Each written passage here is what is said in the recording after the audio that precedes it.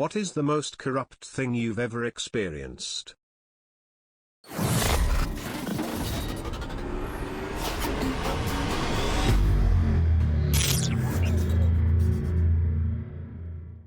EMS guy, in the days before the internet, I got fired by a private ambulance company for using the wrong pen to fill out Medicaid forms after a run.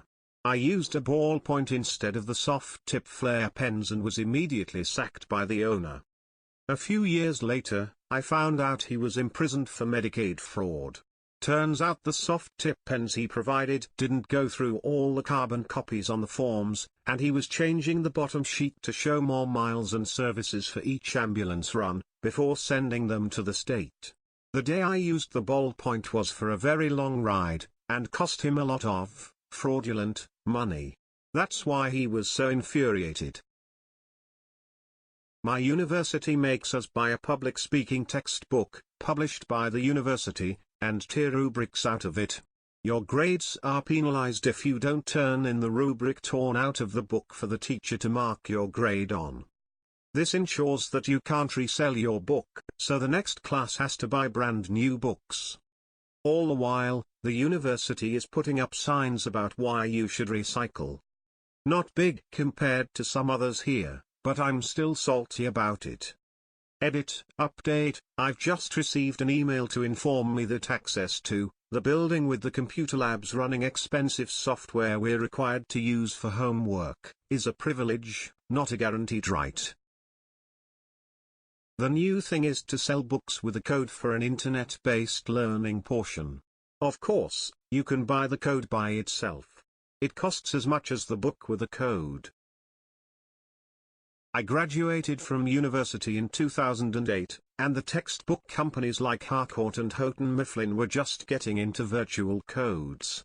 The textbooks still came with them, but they were for enriched virtual lessons that expanded on the textbook contents with stuff like video lessons and practice quizzes. I checked out a few of them but never really did much with the codes in all. When I went back to college in 2014, it was incredibly annoying to see that the useless codes had evolved into the system you describe. Mandatory quizzes tied to course grades, sections not otherwise covered in the text, and likely kickbacks to the school for using their patented e-learning software. I worked as a counselor at a youth shelter. Almost all the food/clothes were donated by local churches, and they didn't buy anything for the kids, so theoretically they were just paying to keep the lights on and to keep on minimum wage staff. They had a ridiculous amount of grant money, enough to cover the food/clothes plus activities for the kids if they had had to pay for those things. Yet they skimped on essential things like training. They gave me a CP certification without ever giving me any training. The shelter had rats and roaches and at times bed bugs.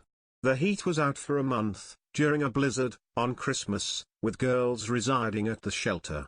I reported them and nothing happened except them interrogating the entire staff to find out who snitched.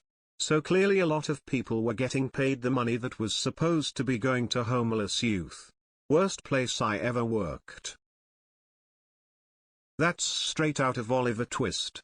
Damn it, it's been nearly 200 years since that got published, how is it still so relevant? Most countries in Africa have the most blatant public corruption out there. Here is my example. Working in the country of Chad, which I don't recommend in case anybody asks, and brought my Xbox 360 in checked baggage. Going through X-ray screening on the way out of the airport and almost conned out of money by the screener, but he didn't speak any English so he gave up. 1 month later, flying out of the country, you have to open all your bags before the ticket counter and they inspect for random things. Of course I had my Xbox 360 and conversation went like this. Corrupt inspector, Xbox? Me, yes, brought it from the States for personal use and now bringing it back. Corrupt inspector, invoice? Me, no invoice, personal use, bought in the States and bringing it back. Corrupt inspector, no, invoice. This goes on for a couple more iterations until a local behind me pipes up. Local traveler, just pay him. Me, how much? Local traveler, just something.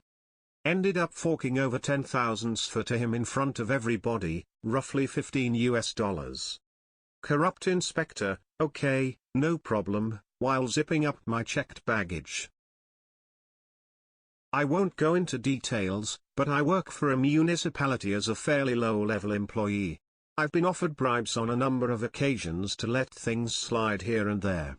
All very tempting, but I like my job too much to risk it for $20 or so. Long story short, the biggest bribe I have been offered is $1,000. I reported it to my supervisor and his response was, "Fuck dude, why didn't you take it?" I sure as hell would have. But we filed an official report. Didn't go anywhere as I didn't know the names of the people. Makes me wonder what else is going on that I don't know about.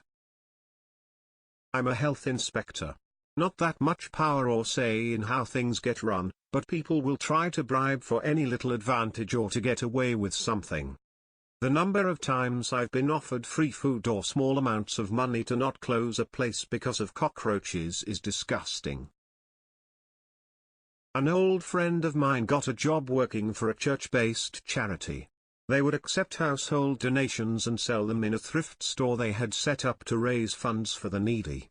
His job was to drive around in a cube van, pick up the donated items and deliver them to the charity. He openly bragged about picking the best items for himself and would drop them off at his house before delivering the rest of the items to the charity. I called him out on it and told him it was a bad idea, seeing as his cousin and 2 aunts worked there, and put in a good word for him to get hired. That's when he told me that they've been doing the same thing for years. He told me his aunts wouldn't even keep most of what they stole, rather they would sell the items at garage sales, and that it was okay because that's how they make their money. To make matters worse, they were paid in cash so they could keep collecting welfare. Pure trash, and needless to say I have nothing to do with them anymore. Someone in my local area runs a huge charity shop, it's even affiliated with the area's local government. She also runs a second privately owned shop stocked with all the most valuable donations intended for the charity shop. In December, one of my technicians at work called me while at a high-end neighborhood we have a lot of problems with homeowners in. He told me to just listen since he had his Bluetooth headphones on. The customer is sitting there on the phone talking to someone at his company, asking how many essential personnel they can cut to get the most out of their bonuses. It's the kind of thing you see in movies, but it was surreal as hell to hear someone saying that in real life while being totally serious about it. Realizing that I was the only one who wasn't stealing from the company. Used to work in the IT department, and over time I noticed that things were going missing. Replace a bunch of monitors in a lab, then a few weeks later notice all the old ones are back. What happened to the ones I just delivered? We don't have nearly as many of something in stock as it says on our shipping receipt. And why are we always out of service kits for the copy machines? Yeah, all of that was going on eBay or Craigslist or somewhere else. Didn't realize it for years. Maybe I'm just really oblivious, but the whole department was in on this. They stole bottles of water at my old job. There was no inventory that was kept. The supplier would deliver enough water every week to hydrate an entire country. New manager came in and demanded the water to be counted as stock as well. After the changes were in effect, we only needed 24/6 water bottles, reducing the personal costs drastically. Some people steal everything. I worked at a Wendy's as a high school student and for some reason was put on till duty every single shift.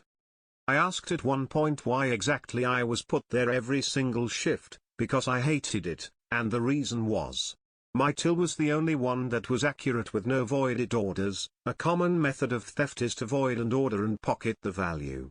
Guess I should have stolen more shit. My wife and I bought a house. The landlord wanted access to the apartment we were living in the meantime so he could renovate it and sell it at an exorbitant price. We told him multiple times that we were going to keep and maintain the apartment to the end of our lease, only had 23 days left, and that we were going to clean it, etc., like normal. He didn't like that. So he performed an illegal lockout, then charged us a $750 cleaning fee saying we left it a mess, the entire $1,900 rent for the last month, and attempted to keep our $1,900 security deposit. What he didn't know is I'm not one of these uninformed foreigners he's used to threatening. I live in NYC in Bensonhurst, which has a heavy Russian/Pole/Italian and Chinese immigrant population. I know the law damn well. So I went to the apartment and recorded him in the act of locking me out. I'm a big black dude, so I was showing restraint by not manhandling him since I'd immediately be found at fault. Then I gathered every ounce of proof I could, built a case and sued his ass. We also hit him with 311 hazard reports and he got charged a shit ton for repairs. Lead, it was one spot in the closet, but he was still charged. After about 2 months of back and forth, he acquiesced and settled out of court, giving us back the full last month and full security without charging us the cleaning fee. Know the law, people. Don't let anyone try to pull one over on you. I live in a corrupt third world country. I literally see corrupt officials every day, and especially cops. I once was at an auto shop where a police officer was trying to sell the radiator of a police car and get it replaced for a cheap one he scavenged somewhere. The shop owner bought it. Another time I forgot my driver's license at home. A police officer came up behind me as I was returning home to get it. He pulled me over. I told him I had my license at home. He told me he could forget we met for the equivalent of $20 in local money. I told him no. Take me to the police station, make me a ticket, do what you need to do. He kept going on saying, come on, the fine will be like $200 and I'm asking for $20. I stood my ground and said no. He let me go when he realized he wasn't going to squeeze money out of me. I like to do air rifle shooting in my free time. One time a cop pulled me over and noticed I had a rifle case in my back seat. I said, yeah, that's an air rifle. He told me to open it, and so I showed him it was a simple air rifle, those that fire small pellets and are used for sport. He asks for my LTC. Wait, what? Air rifles don't need a registry or license. He says all firearms need a license, which BTW, that's not true. Only modern firearms require a license, firearms from 1899 and below don't. I say that's not a firearm, it is literally called an air rifle. He says he can look the other way if I pay up a small contribution. Of course I don't, so I'm taken to the police station. His chief then has to explain that an air rifle is by law practically a toy and no license is needed for it. You know what the best part is?